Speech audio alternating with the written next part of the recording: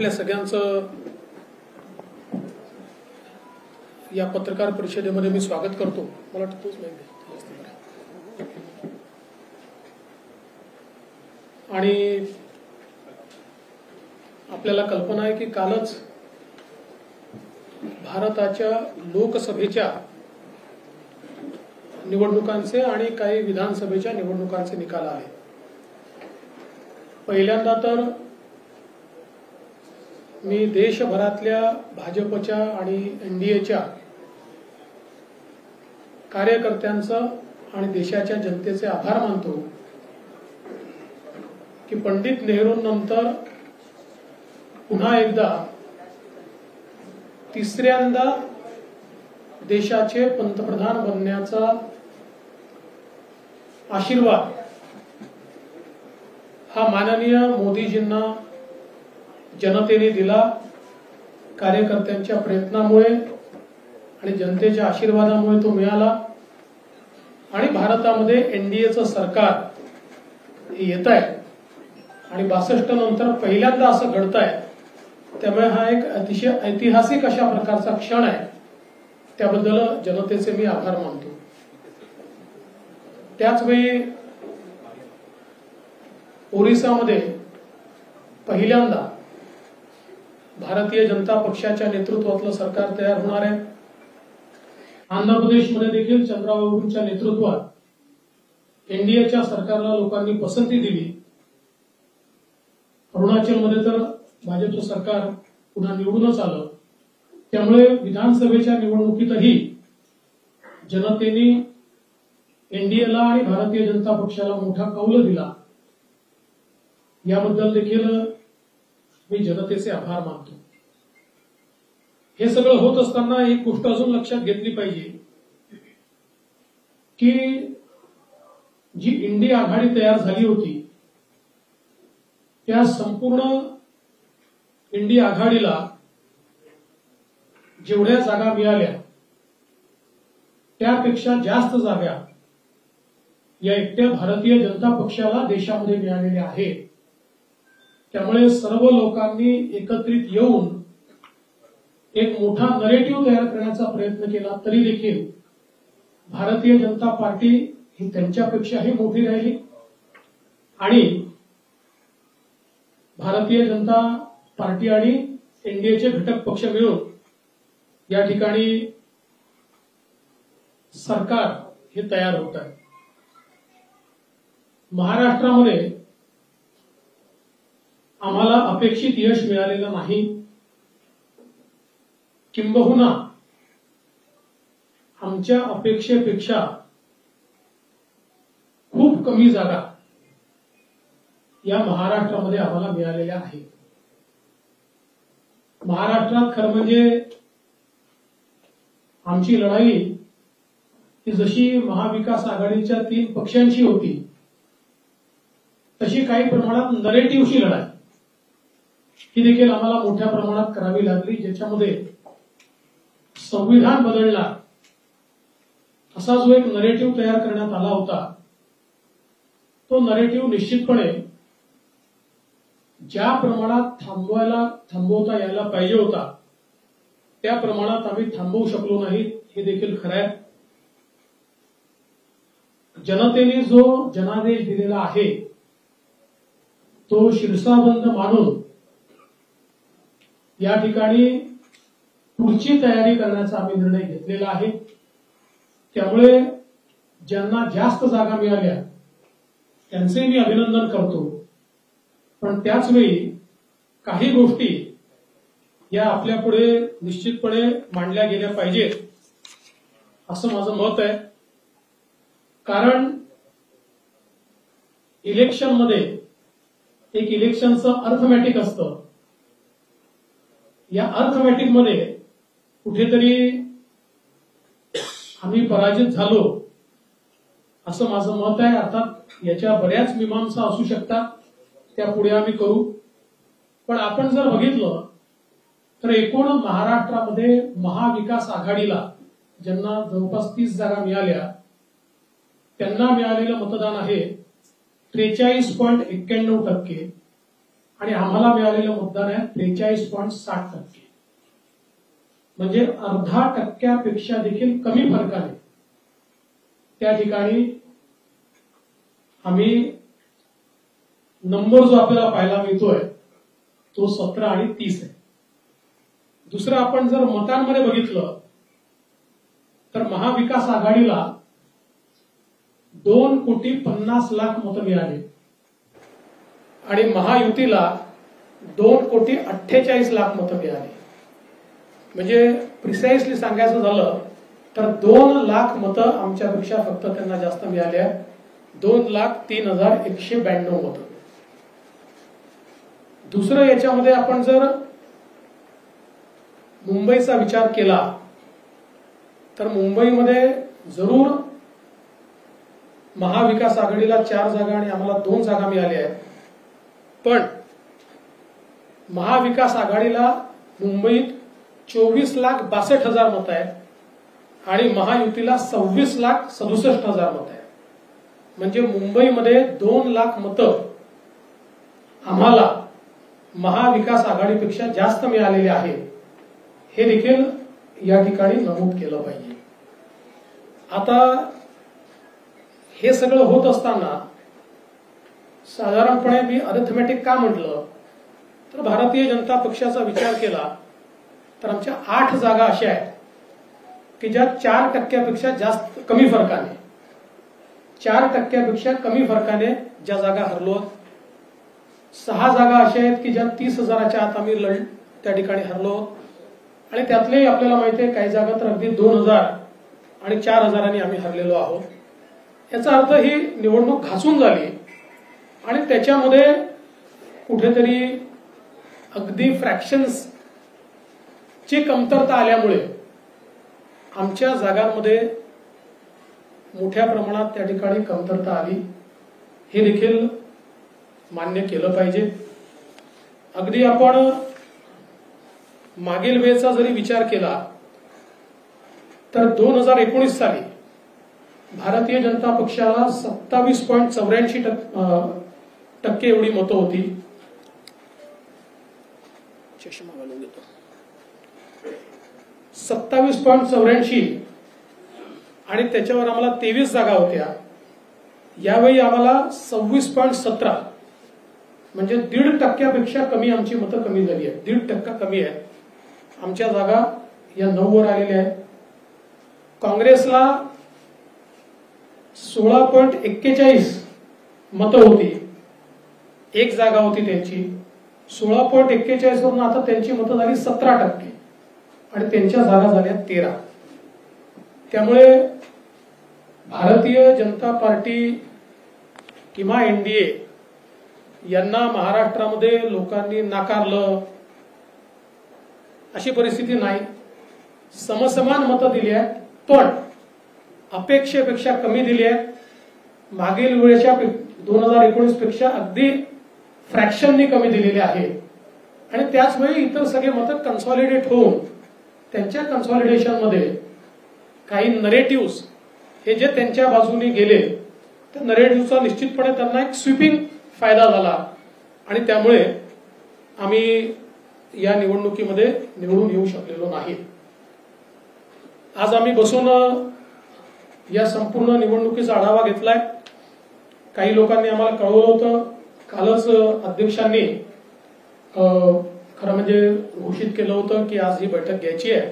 त्यामुळे अनेक लोक म्हणाले आम्ही एवढ्या वेळेवर येऊ शकणार नाहीत. काही ठिकाणी काउंटिंगच्या नंतर उशिरापर्यंत 12 वाजेपर्यंत काउंटिंग चाललं किंवा वेगवेगळ्या प्रकारच्या त्या ठिकाणी अडचणी होत्या. त्यामुळे अजून एक बैठक या संदर्भातली सविस्तर दिवसभराची अशी आम्ही येत्या काळामध्ये घेणार आहोत. कोणते मुद्दे प्रामुख्याने होते त्याचा आम्ही ज्यावेळेस विचार केला तर काही मुद्दे पॅन महाराष्ट्र आम्हाला लक्षात आले. काही मुद्दे मतदारसंघाच्या लक्षात आले. काही ठिकाणी आमच्या उमेदवारांची 2-2 वेळा 3-3 वेळा निवडून आल्यामुळे काही अँटी इन्कम्बन्सी आमच्या लक्षात आली की जी अँटी इन्कम्बन्सी आम्ही सुरुवातीच्या काळात ओळखू शकलो नव्हतो. विशेषतः काही ठिकाणी शेतकऱ्यांचे जे मुद्दे आहेत म्हणजे कांद्याचा मुद्दा असेल, याचा निश्चितपणे काही प्रमाणात परिणाम झालेला आहे। त्यासोबत जी काही जागतिक व्यापार पेठेमधल्या अडचणींमुळे सोयाबीन आणि कापूस या दोघांचे भाव मध्यंतरी कोसळल्यानंतर ते थोडे परत वर आले, पण त्याचा एक फटका शेतकऱ्यांना पडला। आम्ही त्याला भावांतर योजना अनाउन्स केली होती, पण आचारसंहितेचं गणित चुकल्यामुळे आम्ही लोकांना ते पैसे देऊ शकलो नाही। काही प्रमाणात त्याचा रोष देखील आम्हाला निश्चितपणे सहन करावा लागला आहे। संविधान बदलाचा विषय तर निश्चितपणे आहेच, काही प्रमाणात अल्पसंख्याकांचं कन्सोलिडेशन आणि विशेषतः मुंबई सारख्या ठिकाणी आणि अनेक ठिकाणी हे देखील एका वेगळ्या पद्धतीचा नरेटिव्ह त्यांच्यामध्ये गेल्यामुळे ते अधिक प्रमाणात झालं।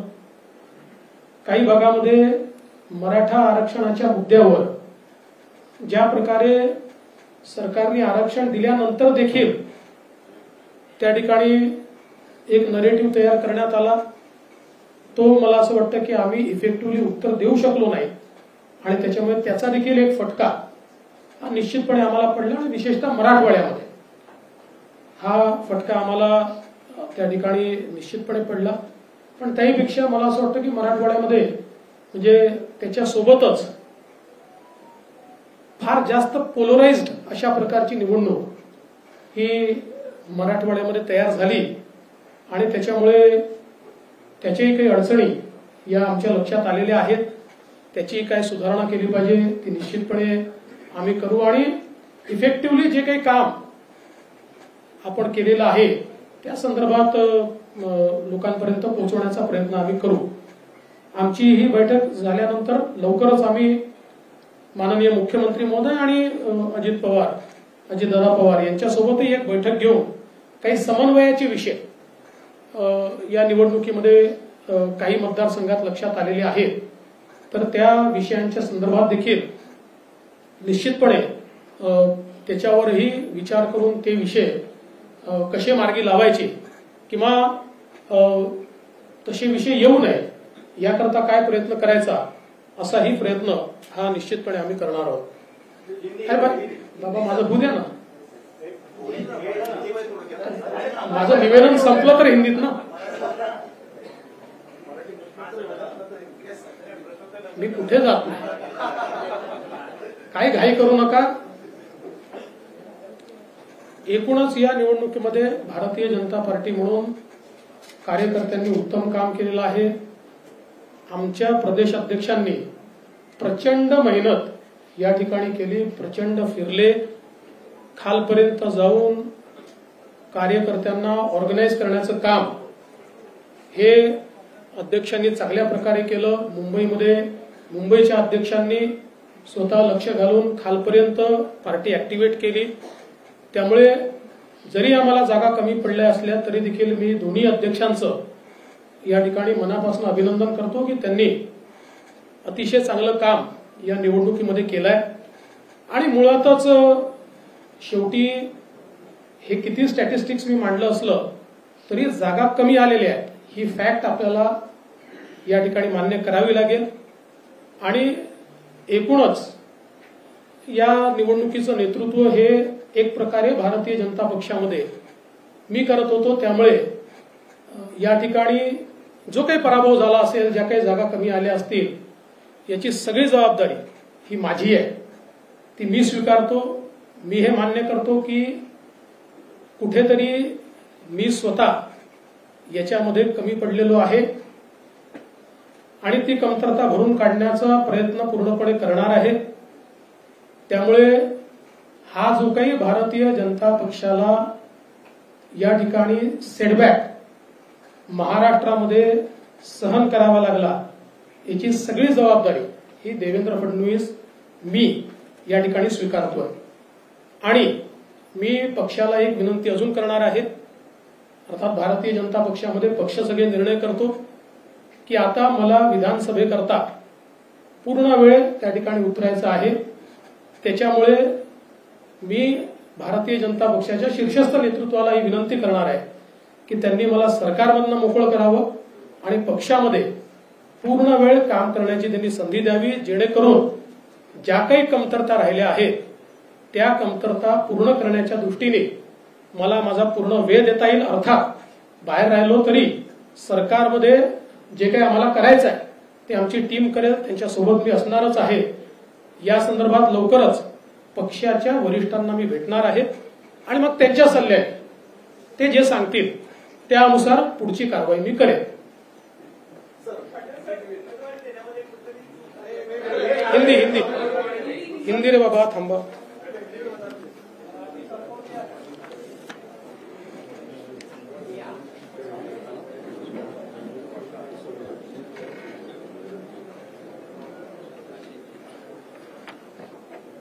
कल लोकसभा के चुनाव संपन्न हुए हैं और लोकसभा के चुनाव में तीसरी बार भारतीय जनता पार्टी के नेतृत्व में एनडीए की सरकार को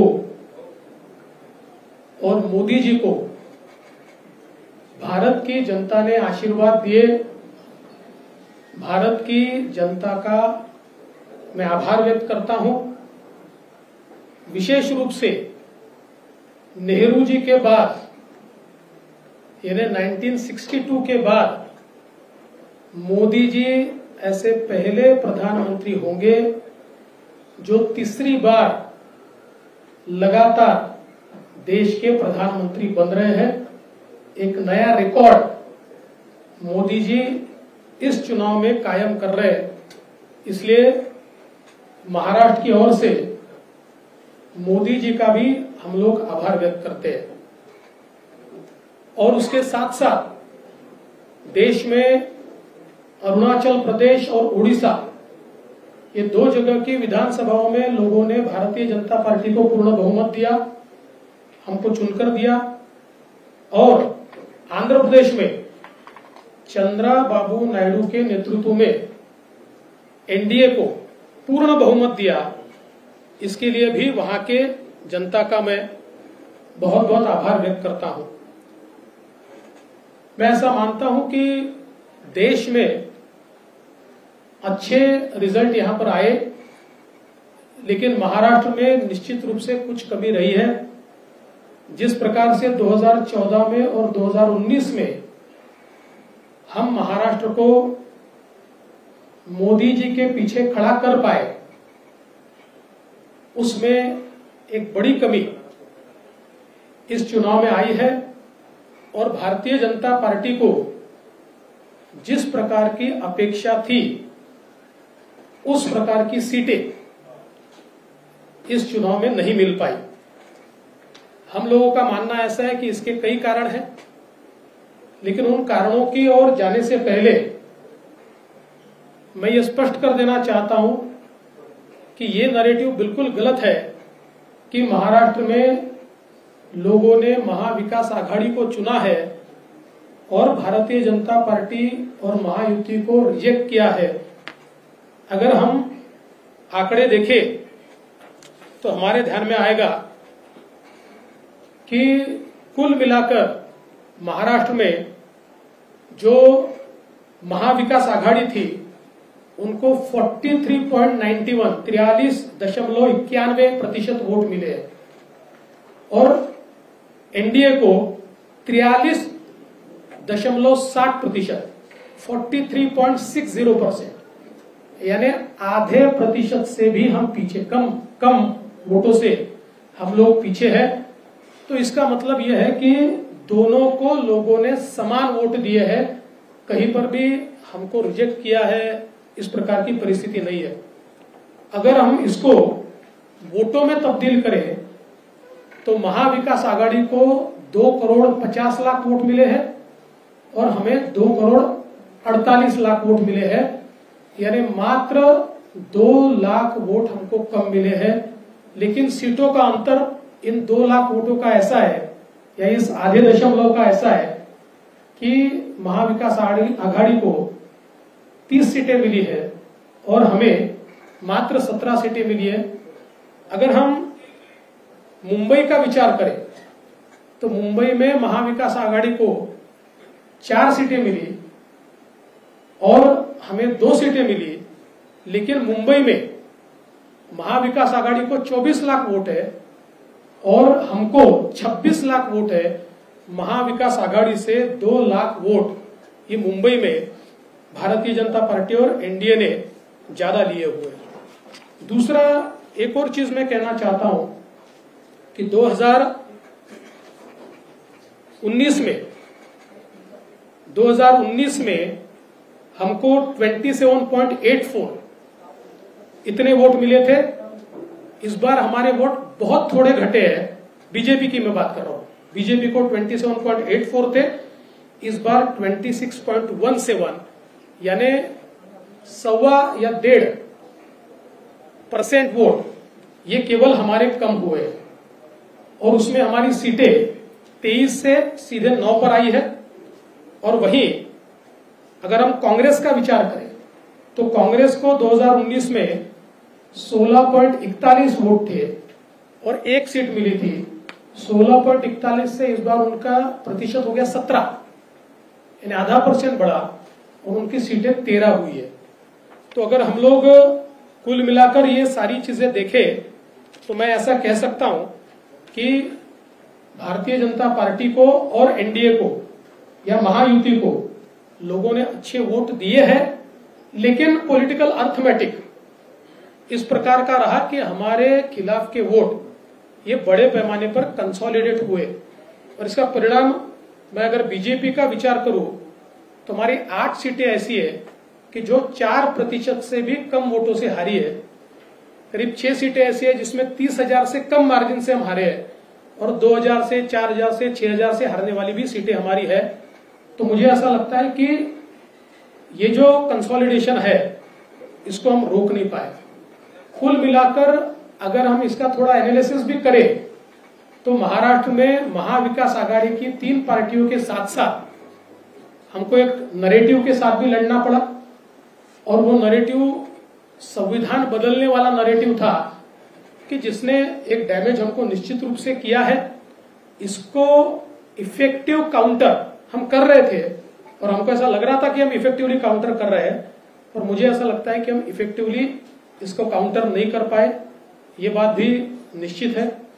और कई कारण आज हमारी जो बैठक हुई, इस बैठक में इस हार के और कई कारण हम लोगों के ध्यान में आए, जिसमें विशेष रूप से कई जगह पर हमारे उम्मीदवारों की एंटी इनकम्बेंसी हम असेस नहीं कर पाए और उसके कारण 2 बार 3 बार के कई उम्मीदवार थे कि जिनको चुनाव के दरमियान हमारे ध्यान में आया कि इनके बारे में एक एंटी इनकम्बेंसी है। तो ये एक जरूर कारण रहा।